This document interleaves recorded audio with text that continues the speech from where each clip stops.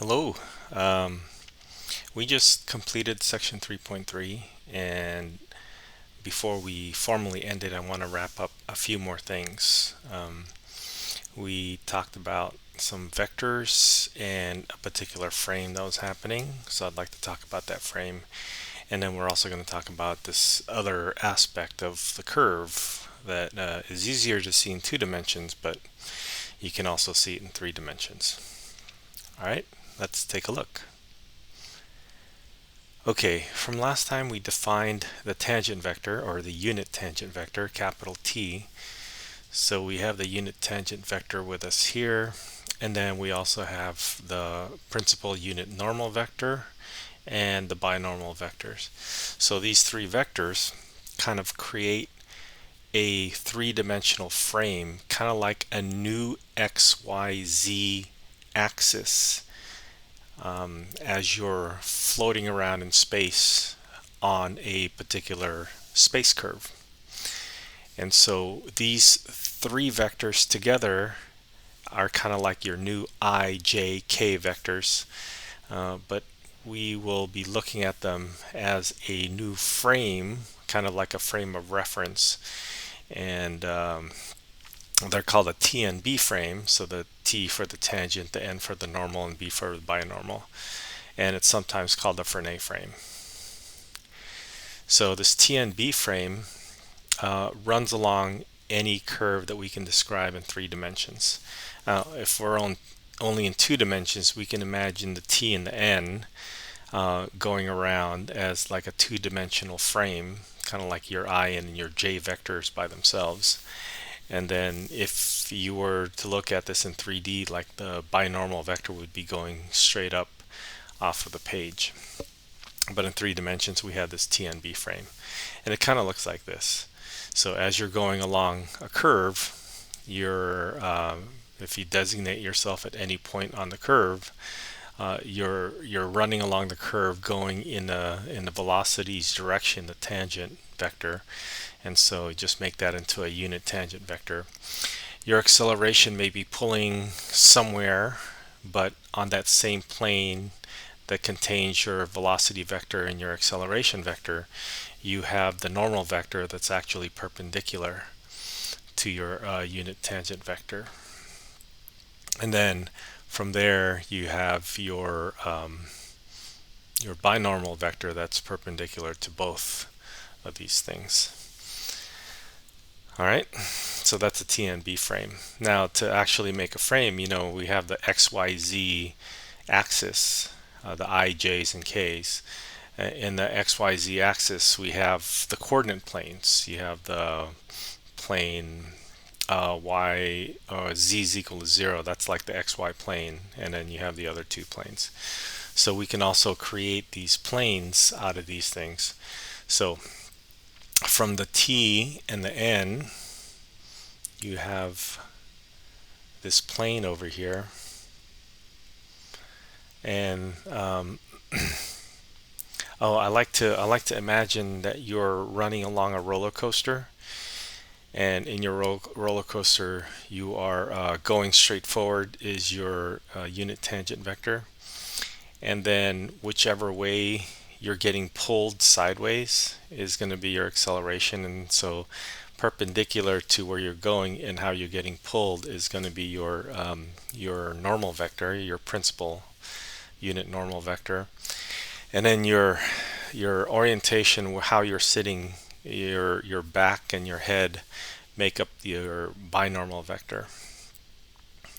So if we think about that, there are planes that can be involved. So the plane on your roller coaster, if you imagine the floor of your roller coaster, that's the part of your roller coaster that contains the unit tangent and the unit normal vector. And so this has a special name. This is called your osculating plane. And that again is based on your first and second derivatives, your velocity and acceleration vectors. That's the plane that contains that. Now, another important plane that comes up is going to be the plane that contains your binormal and your normal vector. So imagine having the back of your roller coaster, your seat, the back of your seat of the roller coaster. And that back of your seat is exactly perpendicular to the direction that you're going. And so because of that, this is sometimes called the normal plane. And it's normal because it's normal to the tangent vector is normal to that particular plane. And so just to complete this frame, we have a third plane, and that would just be like the door, the side of the roller coaster, and that would be your sometimes it's called a rectifying plane, just to complete the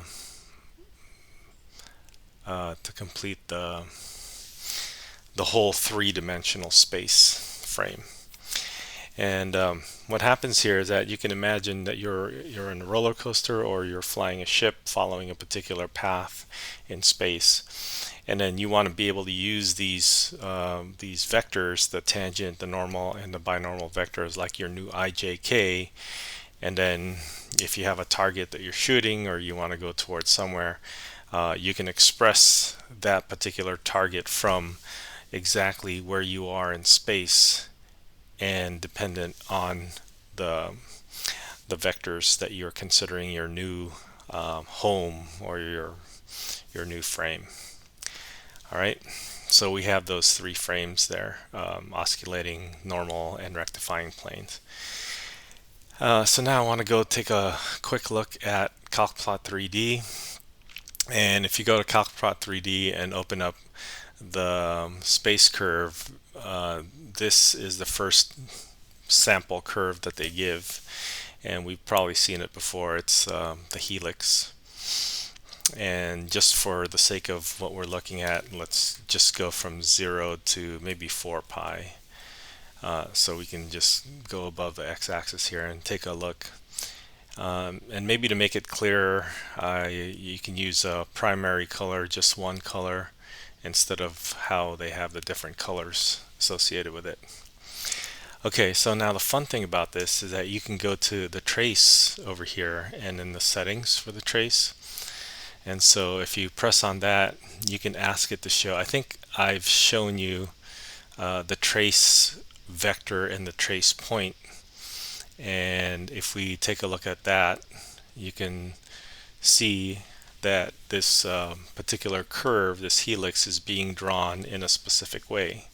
So it's kind of that's how it's defined to be a vector valued function. You're using a vector from the origin to draw out this particular curve.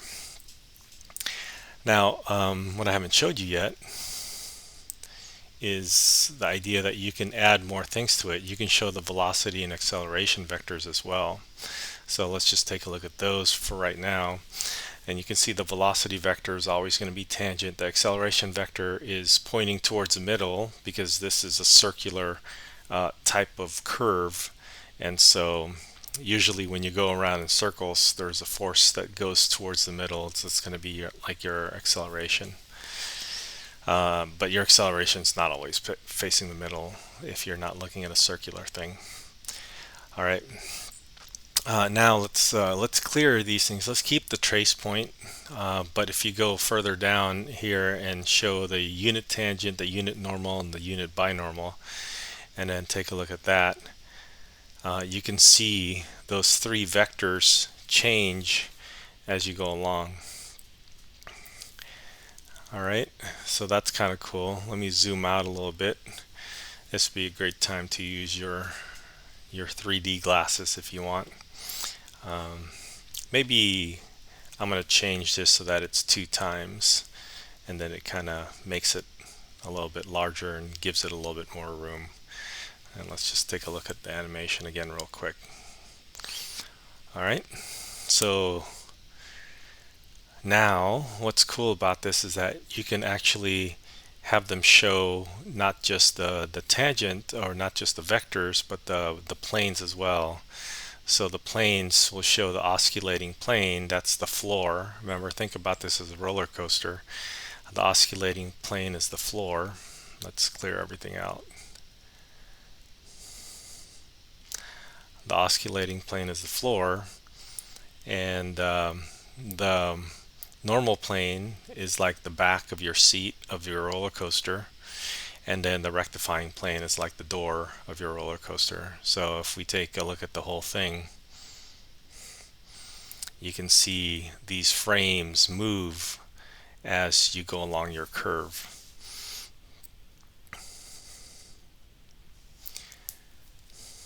Now, there's a few other interesting things involved in this, and we can take a look at those as well. You can show the vector equation, the osculating circle, the curvature value, and the torsion. So we won't go over the torsion, but we will be looking at the osculating circle. We talked about curvature already, so the curvature value is going to be given here. So if we hide that and take a look at this osculating circle, which is going to be in our next video, you can see that the circle is and the curvature as well. Between the circle and the curvature, it looks like a circle that's tangent to the curve. So that's an interesting aspect. It's like a tangent circle that's going along the curve. For a helix, a circular helix, our curvature is going to remain constant. So if you looked at this, the curvature didn't change at all. And it looks like this circle is just the same circle going up. And so we'll see that there's a relationship between this quote tangent circle and this curvature. All right, let's take a look at another example. And this is a slightly more interesting graph. This is a graph that looks like this. Let's change the color. So this is our graph, kind of like the meta symbol they use for Facebook. If you look at it in a certain point of view, or it looks like an infinity symbol. But in any case, the x and y draw out the circle like sine and cosine, and then the z is I put the z to be sine 2t, and so that's like a sine function whose period is pi, and so by the time you get to 2 pi, you've gone 2 periods of your sine function. Anyways, if we draw the TNB frame, it looks like this. It goes up and then comes back down, and then it does a little bit of twisting as well, and then they do the computations for these normal vectors, or these unit vectors, kind of numerically, and it makes it easier for machines like this to compute these things. If we take a look at the osculating circle and showing the curvature, you can see that the curvature is no longer constant, so weird things kind of happen here. So the circle gets smaller and gets larger, and then it gets smaller again. So it gets smaller when it's more curved, right? And then it gets larger when it's less curved. And again, we'll take a look at that in our next video. Okay, so I'll include these in our notes, but this is the TNB frame, and I wanted you to be able to visualize it because we've talked about it, and it does have a special meaning in our space curves. Okay, I hope that's helpful. Good luck.